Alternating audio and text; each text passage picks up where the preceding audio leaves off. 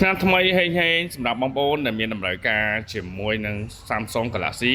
S25 Ultra ដែលជា version ក្រុមហ៊ុនថ្ងៃនេះខ្ញុំមានទាំងថ្មីនិងមានមកទឹកណាទាំងថ្មីទាំងមកទឹកប៉ុន្តែមកទឹកនេះយើងមានពណ៌បាទីតានីម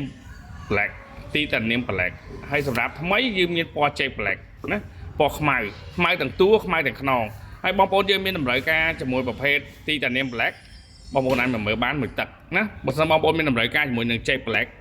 ខ្មៅសុទ្ធគឺខ្ញុំមានថ្មីណាមានតែប៉ុន្មានគ្រាប់ទេអញ្ចឹងបងប្អូនយើងមានតម្រូវការជាមួយនឹងប្រភេទ